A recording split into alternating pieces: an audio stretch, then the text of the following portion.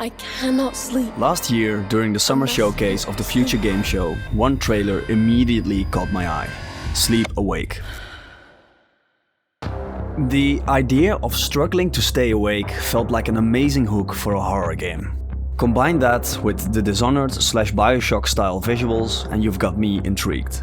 And then the trailer shows the creative directors, Corey Davis, who directed Spec Ops: The Line, and Robin Finck from the band 9 Inch Nails. I've raved about Spec Ops: The Line on this channel for a long time, so with someone like that behind a psychological project, I knew I had to play it. I am awake! It also doesn't hurt that I'm a big fan of rock and metal, so Finck's involvement was a huge plus. Add in the creepy FMV cutscenes and it looked like something truly unique. Give me your idea. The game had been on my wishlist since that first trailer dropped, so when Blumhouse Games sent me a key, I jumped at the chance. Now that I've finished it, is it a trip worth taking?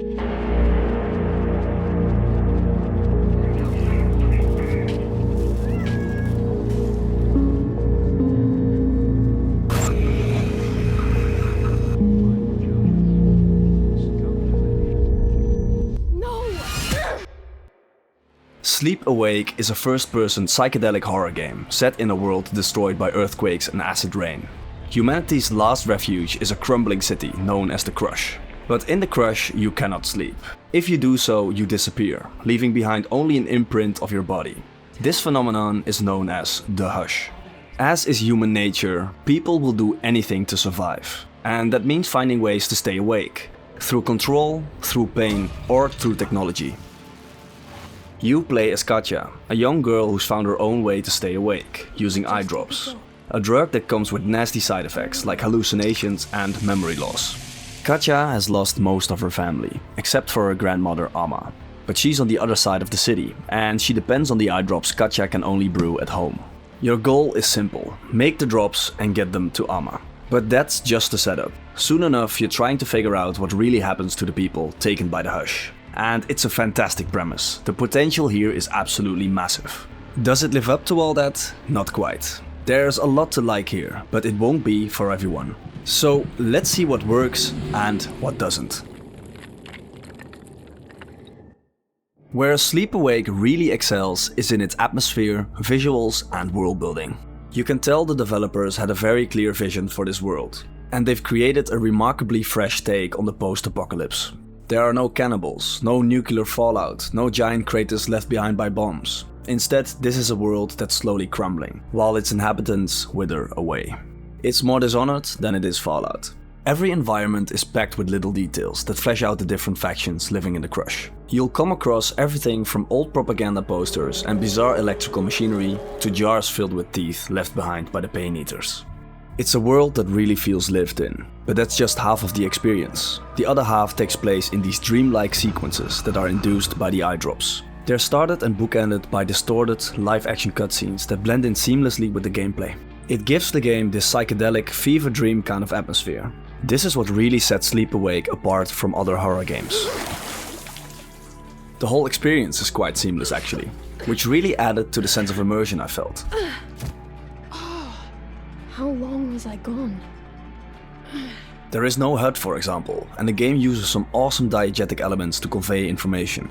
Diegetic meaning anything that exists within the game world, rather than through a traditional UI. One example is Katja marking the route to her grandmother, which makes a ton of sense in a city that's constantly shifting. Unlike other games that just slap yellow paint on everything, here it actually feels believable and grounded within the world. Or in her hideout, you can see tally marks on the wall showing how many days have passed, which gradually build up as the game goes on.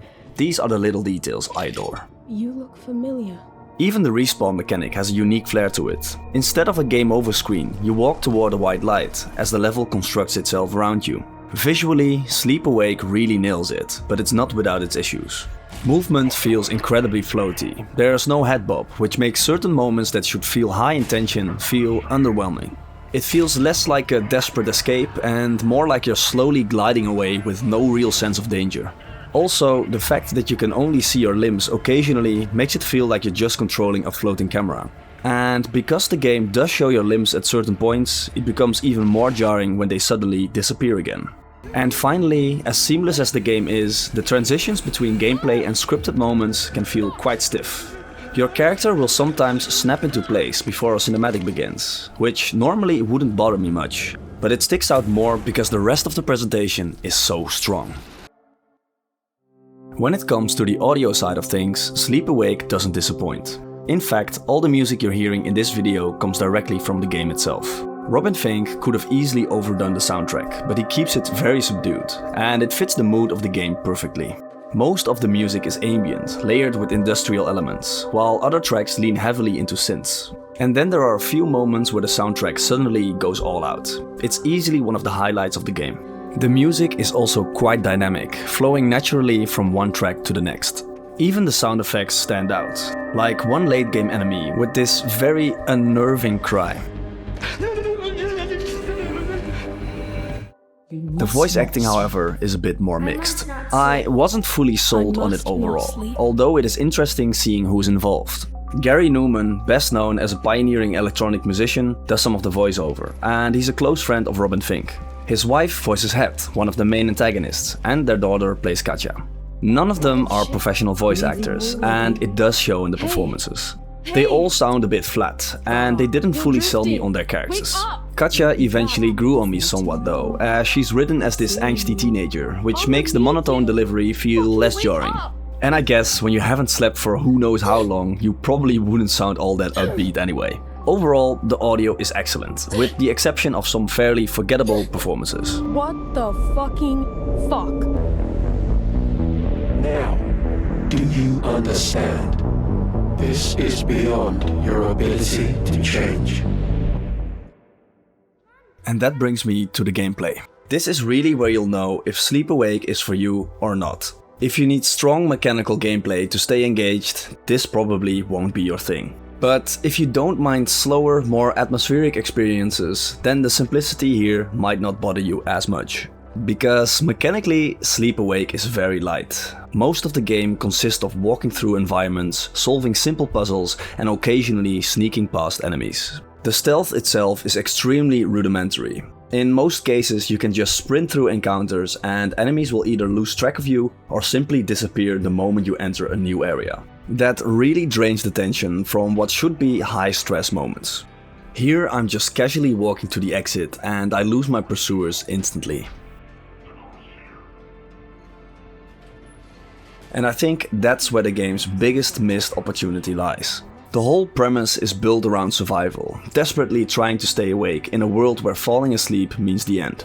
But that idea never really translates into gameplay systems. There's nothing that forces you to engage with it mechanically. I would have loved to see something like a wakefulness meter, something you manage by inflicting pain on yourself or through other means, really making the premise part of the gameplay instead of just lore. There is one mechanic introduced halfway through, a hold breath system. You'll need to complete a QuickTime event while holding your breath to get through certain sections. And to the game's credit, it isn't just a one-off gimmick. It does come back later in different contexts. I just wish there was more of that. The levels themselves are also very linear. There isn't really any room to explore.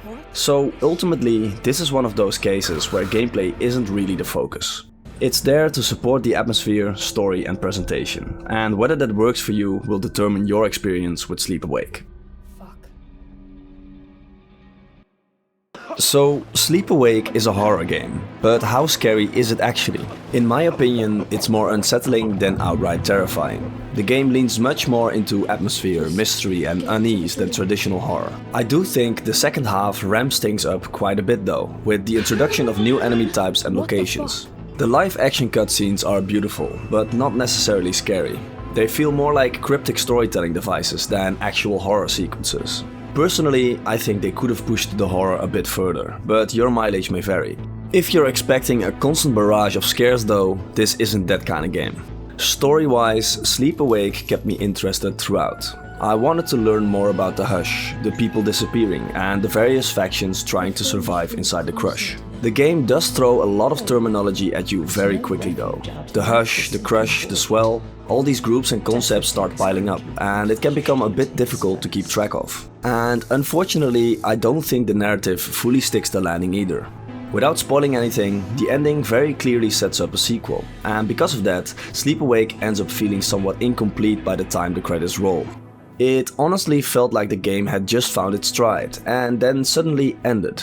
For reference, my playthrough took about 5.5 hours. So yeah, as strong as the premise is, it doesn't fully deliver.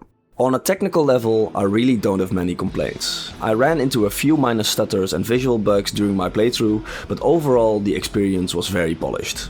The PC settings are surprisingly bare bones, however. There aren't many graphical options to tweak, and the game doesn't even have individual save slots, just autosaves. So if you want to replay specific sections, you'll need to restart the entire game. And that leaves me with the final verdict. Sleep Awake is one of the most visually and thematically interesting horror games I've played in quite a while. The world, music, presentation and overall vibe are genuinely fantastic. It feels more like an interactive art piece than a traditional horror game. But as a game, I do think it falls short. The gameplay systems are too shallow, the stealth lacks tension, and the story doesn't fully deliver on its incredible setup. Still, I can recommend it to a certain type of player. If you love immersive atmospheric experiences and don't necessarily need deep gameplay systems to stay engaged, there's a lot to appreciate here. At €29 for roughly 5 hours though, it's a hard sell.